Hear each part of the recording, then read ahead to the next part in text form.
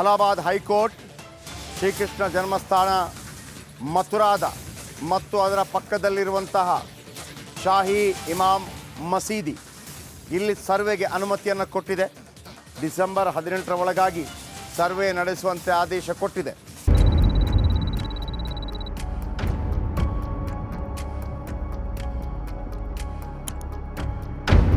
ಕೃಷ್ಣಂ ವಂದೇ ಜಗದ್ಗುರು, ಇದನ್ನು ನಾವು ಎಲ್ಲರೂ ಕೇಳಿರ್ತೇವೆ. ಅಂದರೆ ಜಗತ್ತಿಗೆ ಗುರುವಾದಂತಹ ಶ್ರೀಕೃಷ್ಣನಿಗೆ ವಂದನೆಗಳು ಅಂತ ಹೇಳಿ.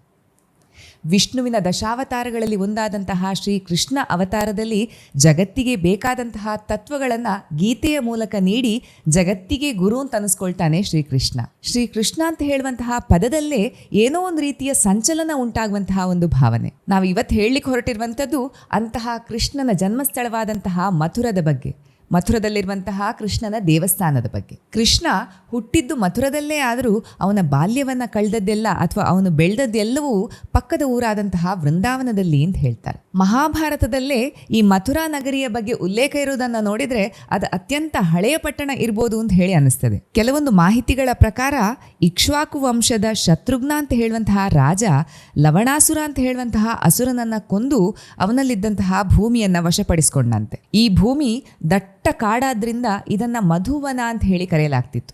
ಮುಂದೆ ಇದೇ ಮಧುಪುರ ಅಂತ ಅನ್ಸ್ಕೊಂಡು ಮುಂದಕ್ಕೆ ಹೋಗ್ತಾ ಇದ್ದ ಹಾಗೆ ಇದನ್ನು ಮಥುರಾ ಅಂತ ಹೇಳಿ ಕರೆಯಲಾಯಿತು. ಇದೇ ಮಥುರಾ 6ನೇ ಶತಮಾನದಿಂದ ಈಚೆಗೆ ಮೌರ್ಯರ ಹಾಗೂ ಶುಂಗ ವಂಶಸ್ಥರ ಆಳ್ವಿಕೆಗೆ ಒಳಪಟ್ಟಿದೆ ಅಂತ ಹೇಳುವಂತಹ ಉಲ್ಲೇಖವೂ ಸಿಗ್ತದೆ. ಐತಿಹಾಸಿಕ ನಗರಿಯಾದಂತಹ ಮಥುರಾ ಮುಂದೆ ರಾಜರ ಆಳ್ವಿಕೆಯ ಸಮಯದಲ್ಲಿ ಹಲವು ಸಲ ದಾಳಿಗಳಿಗೆ ತುತ್ತಾಗ್ತದೆ. ಅದರಲ್ಲಿ ಮುಖ್ಯವಾಗಿ 1018-19 ಸುಮಾರಿಗೆ ಮೊಹಮ್ಮದ್ ಗಜ್ನಿ ಈ ದೇವಸ್ಥಾನದ ಮೇಲೆ ದಾಳಿಯನ್ನು ನಡೆಸ್ತಾನೆ.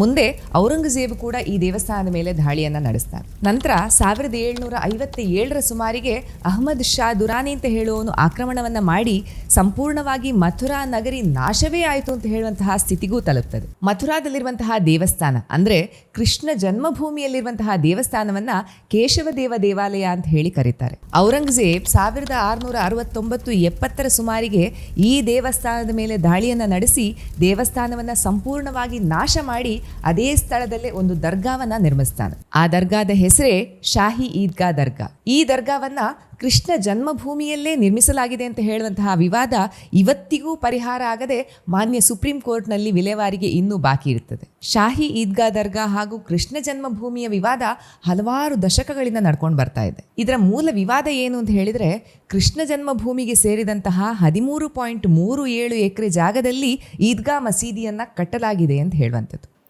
ಇದರ ಬಗ್ಗೆ ಸರಿಯಾಗಿ ಅರ್ಥ ಮಾಡ್ಕೊಳ್ಬೇಕಾದ್ರೆ ಅದರ ಹಿಂದಿನಿಂದಿರುವಂತಹ ಒಂದು ಇತಿಹಾಸವನ್ನು ನಾವು ತಿಳ್ಕೊಳ್ಬೇಕು. 1803 ಸುಮಾರಿಗೆ ಭಾರತವನ್ನು ಆಳ್ತಾ ಇದ್ದಂತಹ ಈಸ್ಟ್ ಇಂಡಿಯಾ ಕಂಪನಿ ಮಥುರಾವನ್ನು ತನ್ನ ವಶಕ್ಕೆ ಪಡ್ಕೊಂಡಿತ್ತು. ಮುಂದೆ 1815 ಈಸ್ಟ್ ಇಂಡಿಯಾ ಕಂಪನಿ ಕೇಶವದೇವ ದೇವಾಲಯಕ್ಕೆ ಸೇರಿದಂತಹ 13.37 ಎಕರೆ ಜಾಗವನ್ನು ಹರಾಜಿಗೆ ಹಾಕ್ತದೆ. ಆಗ ಬನಾರಸ್ನ ರಾಜ ಪತ್ನಿಮಲ್ ಅಂತ ಹೇಳುವವರು ಆ ಜಾಗವನ್ನು ಖರೀದಿ ಮಾಡ್ತಾರೆ. ಅವರಿಗೆ ಆ ಸ್ಥಳದಲ್ಲಿ ದೇವಸ್ಥಾನವನ್ನು ನಿರ್ಮಿಸುವಂತಹ ಉದ್ದೇಶ ಇದ್ದರೂ ಅದು ಸಾಧ್ಯವಾಗದೆ ಅವರ ಮರಣ ನಂತರ ಅವರ ಮುಂದಿನ ಪೀಳಿಗೆಯವರಾದಂತಹ ರಾಜ ಕಿಶನ್ ದಾಸ್ರವರ ಬಳಿ ಈ ಜಾಗ ಇರ್ತದೆ. ಆದರೆ ಈ ಜಾಗದ ಬಗ್ಗೆ ಮುಸಲ್ಮಾನರು ಹಕ್ಕನ್ನು ಸ್ಥಾಪಿಸಲಿಕ್ಕಾಗಿ 2 ಸಿವಿಲ್ ದಾವೆಗಳನ್ನು ಹೂಡ್ತಾರೆ.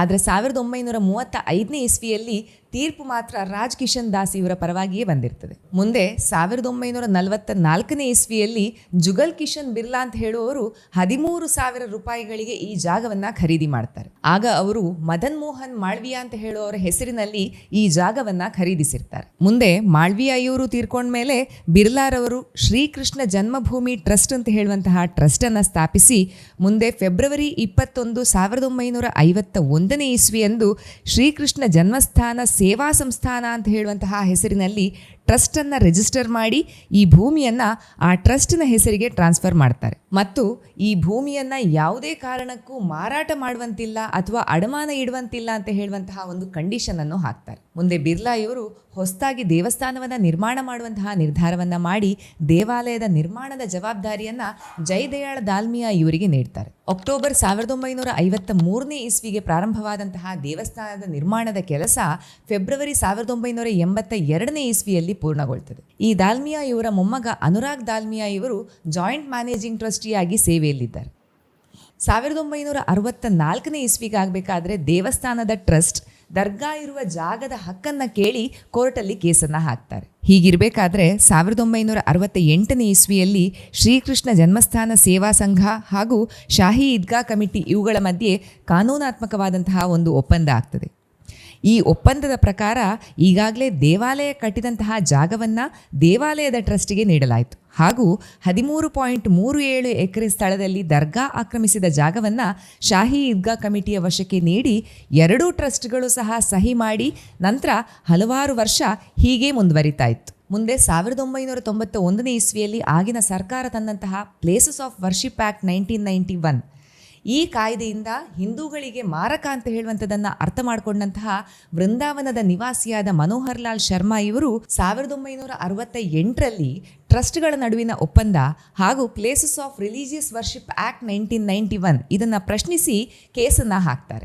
ಆದರೆ ನಿರೀಕ್ಷಿತ ಆದೇಶ ಮಾತ್ರ ಬಂದಿರೋದಿಲ್ಲ. 2020ನೇ ಇಸ್ವಿಗಾಗಬೇಕಾದ್ರೆ ರಂಜನ್ ಅಗ್ನಿಹೋತ್ರಿ ಹಾಗೂ ಇತರರು 1968ನೇ ಇಸ್ವಿಯಲ್ಲಿ ದೇವಸ್ಥಾನದ ಟ್ರಸ್ಟ್ ಹಾಗೂ ಈದ್ಗಾ ಕಮಿಟಿ ಮಾಡಿಕೊಂಡಂತಹ ಒಪ್ಪಂದವನ್ನು ಪ್ರಶ್ನಿಸಿ ಅರ್ಜಿಯನ್ನು ಸಲ್ಲಿಸ್ತಾರೆ. ಮೊದಲಿಗೆ ಈ ಅರ್ಜಿ ನ್ಯಾಯಸಮ್ಮತವಲ್ಲ ಅಂತ ಹೇಳಿ ತಿರಸ್ಕರಿಸಿದ್ರು.